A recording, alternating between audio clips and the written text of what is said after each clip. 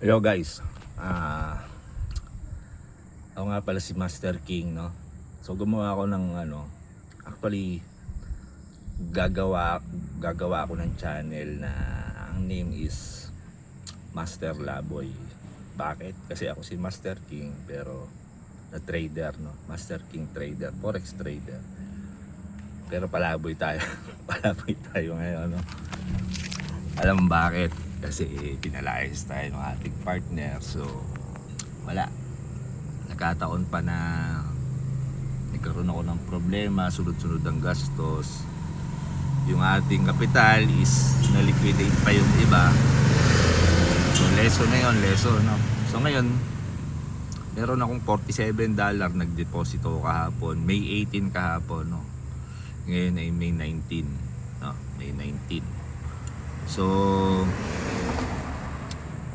ito, papakita ko sa inyo. So ayan, May 19, 5/19, no? Nagdeposito ako kahapon ng ayun, $47. Ito, ito nyo, $47 cent account to, kaya ano siya, $47.48 cent account. So yan lang ang pera natin ngayon. So diyan nakasalalay ang ating buhay. Yung kapalaran. Samahan nyo ako guys sa journey ko. Kailangan mapalago natin, ano. Kasi diyan tayo kukuha ng siyempre pang kain natin,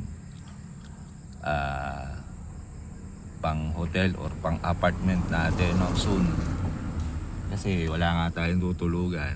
May sasakyan ako dito, kaso hindi ko maisanla kasi yung ORCR sanla kasi nga walang unemployed ako, forex trader nga ako. So hindi nila ina-approve yung o ino-honor yung sa mga financing, sa mga loan financing, yung trader ka, no, kailangan employed ka. So yun, wala akong payslip or na masasubmit sa kanila, kaya hindi ko siya maisanla yung ORCR nito, no? Kaya no choice tayo, hindi palaguin. Kailangan natin palaguin yung $47. So ngayon magpapark lang ako sa lugar na kung saan safe or sa mga gasoline station. So ito muna yung bahay natin sa ngayon, no? Ito nga ating sasakyan, sedan lang to eh.